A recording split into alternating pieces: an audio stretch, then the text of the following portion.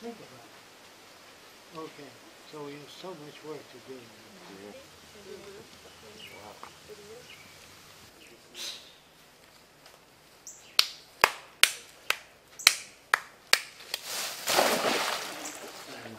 We don't consider people abnormal. We don't consider people good or bad. We consider the background they come from.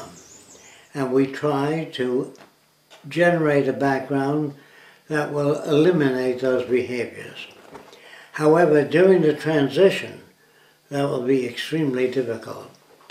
After we establish the educational system and the language that has uniform meaning, not subject to interpretation, as long as subject to interpretation language, you're going to have wide variations in human conclusions.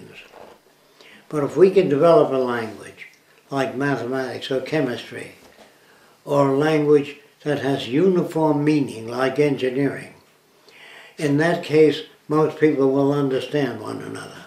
But as long as you go on the way we've been going on, language will always be subject to interpretation. I don't say that people will pick up the new language and begin to use it.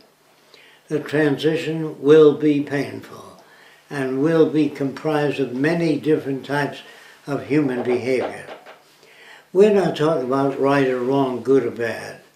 We're talking about human behavior that's reinforcing to all people. That's the kind of behavior we will attempt to generate by maintaining an environment that informs people as to the nature and factors that shape human behavior. Talk about the role of research in the future in this type of society.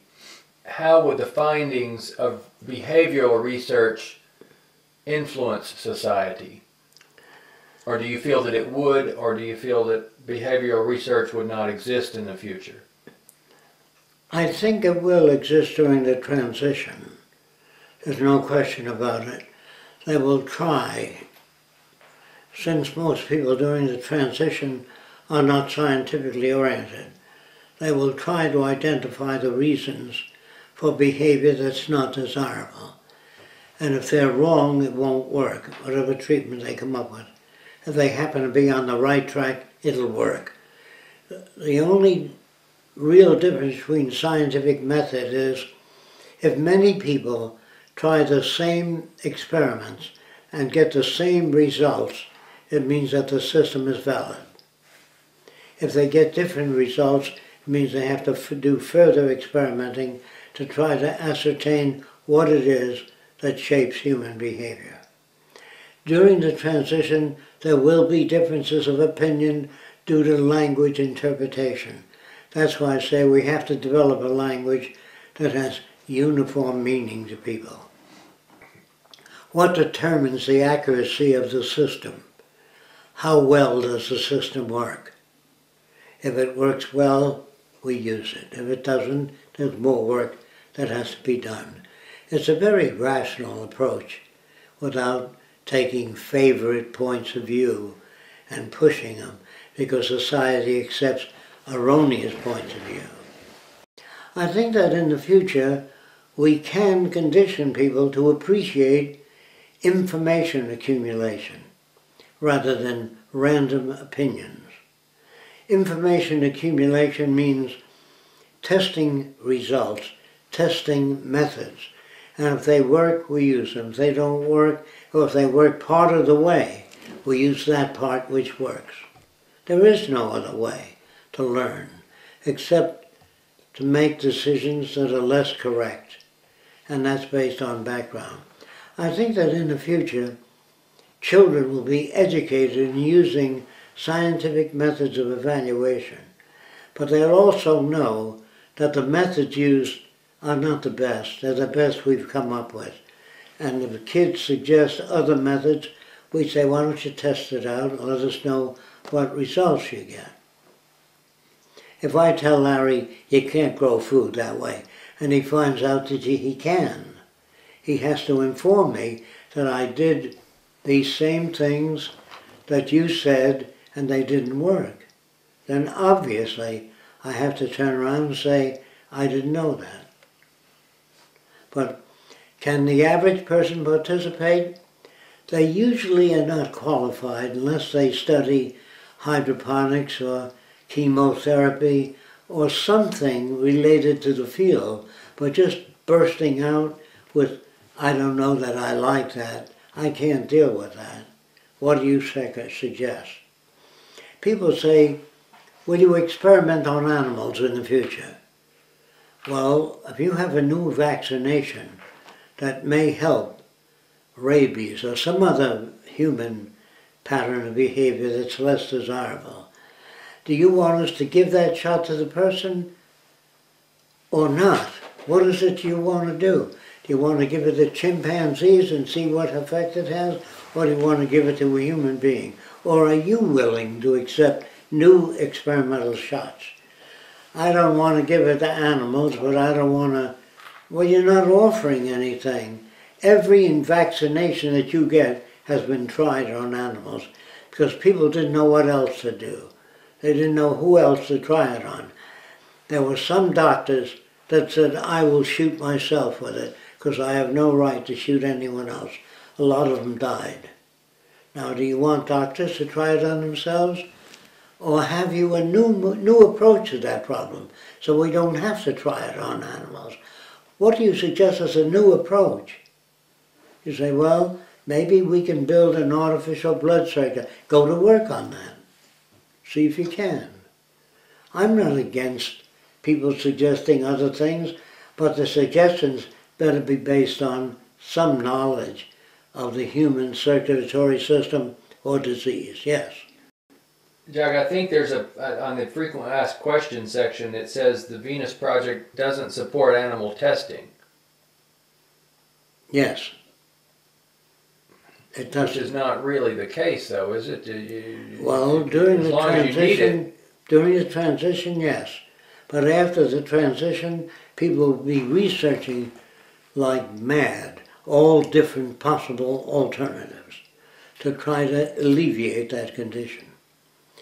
I don't like raising cows or pigs for the dinner table, but we'd have to study more on nutrition and how meat affects human behavior, and if it's detrimental to human behavior. And people say, well, I don't believe in killing animals. Maybe with the possibility of nanotechnology, we can make liver tissue, beef, without raising animals and killing them. We might be able to take atoms and arrange them into whatever molecular configuration is desirable, vegetables or animal tissue. That would mean no killing or torture of animals. But unless you come up with nanotechnology, they will continue to do the testing on what they consider inferior animals, unless you suggest something else. So we have to do a fantastic amount of research. In doing research, we can come up with ideas, but not doing research, saying, I don't believe in killing animals. If you don't suggest an alternative, they will go on doing that. So I suggest a great deal of experimental work. If the experiments are wrong, it just won't work. A lot of people want to know, how do I know that these cities will cost less? I'm not going to give them the figures on that because all I know is if you repeat the same design, in this case it's 8 times, it's going to cost less. If every building is a different size, it's going to cost more. So if you standardize windows and everything else in the mid-buildings, the cost is less. But if every skyscraper has windows that are custom built for that building, you're going to have to pay more in terms of energy to get that. If transportation, say, is built in the middle of the city zone that goes around, I mentioned that many times, they want to know what the figures are, how much it will cost to do that. That's a price system question. Do we have resources to do it? That's the real question. How much concrete do we have? And if we don't have enough concrete, what kind of new materials can we develop to take care of that. But basically, I can't give them cost estimates because land costs vary, depends on where it is. And how far is that land from concrete? Siam has the largest concrete company in the world. So if it's built in Siam, it'll cost less. But if it's too far away from Siam, we'd use other composite materials. Now I can't tell you, I don't know, maybe 10 years from now or 5 years from now, a new material comes out. So why should I specify that all these would be built of concrete reinforced with metal? I don't know what new materials will come out. So at that time, if it's 5 years from now, it'll be the latest material. Right now, if I design a city of what I know of up to now, it won't be the latest, it won't be the best. Do you understand that? There are other problems that I mentioned in the past. Giving people blueprints to cities, they can take out patents on it, and they can stop us from putting it up, because they own the patents. So I can't just hand out blueprints of cities to people, because certain things I don't know. Let's say that the soil is 65 feet deep till you come to bedrock. You know what that is? So you need piling under the building all the way down to the bedrock. I can't give you any estimate on the city unless the geologists show me a cross-section of the soil. I don't know how many piles we need. Are we 15 feet from bedrock? Are we on solid bedrock? New York has bedrock about 10 to 20 feet down. And so big skyscrapers can go up without too much piling. I can't know all those things. If I gathered information of all areas of the world, I would be giving people all kinds of information, save them a lot of financial investment in a monetary system. They might begin to turn out cities like this because they're more financially able to turn out cities if they economize, and that's about the only kind of information I can give out. I can't give out specifics because I don't know what people will do with it. Our job now is cleaning up the mess rendered by the free enterprise system, which can take years to clean up. I don't like that, but we have to do it. If we don't clean up the mess, the oceans, they say they have epidemics of certain types of fish dying and coming ashore. Well, what the hell? To do research on what's killing the fish, we want to remove what's killing the fish. Do you understand what I mean? Is it the radioactive material the Army dumped in the sea? Is it the nerve gas the Army dumped in the sea? I don't care what it is. Whatever it is, we have to clean it up as best we can. And I don't know, by the time we get to the first Venus Project city, how far along will they dump and poison the air and all that. There comes a point of no return. If you've done too much damage to the environment, we cannot solve those problems. And if you let the price system go, the money system, the pollution will arrive at a density where it's impractical to clean up.